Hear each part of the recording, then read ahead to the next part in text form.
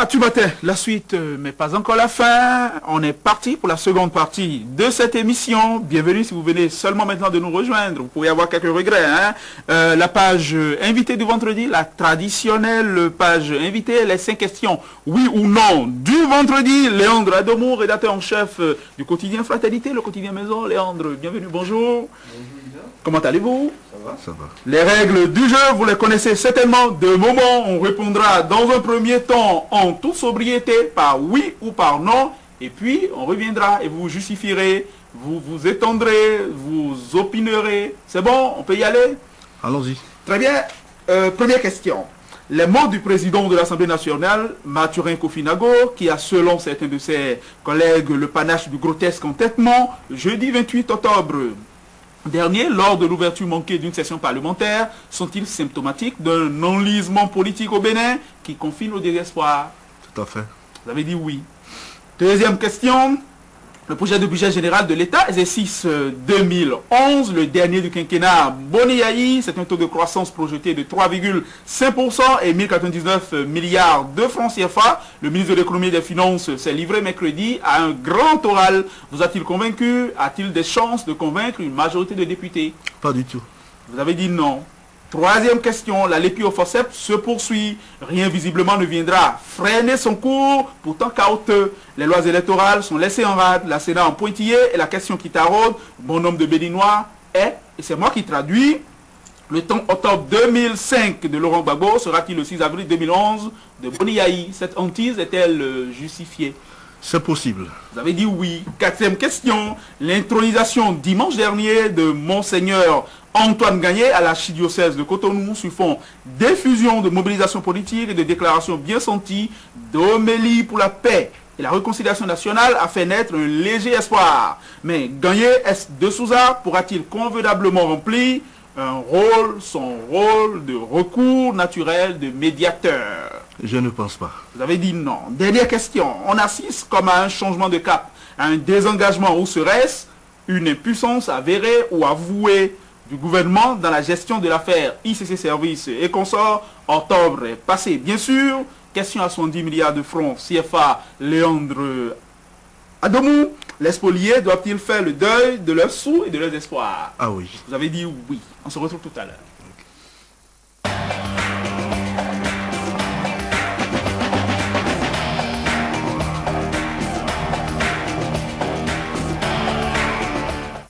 Léandre Adomou, comment on se retrouve? Première question, les mots du président de l'Assemblée nationale, Mathurin Kofinago, qui a, selon ses collègues, le panache du grotesque entêtement. Le jeudi dernier, ces mots, le jeudi dernier, jeudi surdernier, c'est ce que nous avons dit, le 28 octobre dernier, lors de l'ouverture manquée d'une session parlementaire, sont-ils symptomatiques d'un enlisement de la crise politique au Bénin qui confine au désespoir? Vous avez répondu oui. Tout à fait, c'est oui, parce que on connaît Mathurin Kofinago. Je pense qu'il a voulu se racheter, mais il a encore enfoncé le clou. Le fait de traiter ce colloque de tous ces mots, je pense quand même que ça ne participe pas à détendre l'atmosphère donc au sein de l'hémicycle. Et je suis d'ailleurs très sûr que les députés seront donc vexés et ils lui rendront dans les tout prochains jours la vie très difficile, parce que quelqu'un qui dirige une structure et que ce soit même une assemblée nationale, je pense pas qu'il puisse avoir ce genre quand même avoir ses propos et devant encore un parterre de diplomates. C'est très dangereux. Les autres ne le lui pardonneront pas. Je pense quand même qu'il enlise encore cette crise qu'on pensait peut-être finie. Mais c'est vrai que sa décision n'est plus à l'ordre du jour. Mais ça risque quand même de compliquer encore les jours du gouvernement qui a déjà d'autres problèmes sur la planche. Les députés ne se laisseront donc pas faire. Il y a des heures chaudes en perspective. Tout à fait. Deuxième question. Le projet de budget général de l'État, exercice 2011, le tout dernier du quinquennat Boni-Yayi, c'est un taux de croissance projeté de 3,5%, 1099 milliards de francs CFA. Le ministre de l'économie et des finances est livré mercredi à un grand oral. Vous a-t-il convaincu et a-t-il des chances de convaincre une majorité de députés? Vous avez répondu non. Oui, et le gouvernement a cru peut-être jouer sur la diminution donc, du budget. Il a cru donc jouer donc, sur cette diminution pour pouvoir convaincre les députés. Mais je ne pense pas. Je ne pense même pas qu'il puisse convaincre aussi les populations. Et ils nous ont habitués à un budget dithyrambique, à un budget politique, j'allais dire. Et aujourd'hui que Yaya Boni a compris qu'il faut réduire le budget à sa portion, à sa vraie portion, je pense que déjà c'est une bonne chose. Mais avoir de fonds, les coupes sombres faites par le gouvernement, je pense quand même que ça n'arrivera donc pas à convaincre l'opinion. Je parlerai aussi des syndicalistes qui ne sont pas pris en compte dans ce budget. Est-ce que le gouvernement veut ainsi résoudre la crise qui secoue le pays? Je ne pense pas. Je ne pense pas qu'il puisse quand même faire chose. Et c'est un budget, c'est vrai, il faut louer donc la volonté du gouvernement à nous montrer quand même un budget au visage donc de notre pays. C'est déjà quelque chose, puisque nous rappelons que dans un passé récent, je pense que ça doit être le budget de l'année dernière, le budget, ils ont taillé deux budgets, l'un présenté aux bailleurs de fonds et le second à l'Assemblée nationale.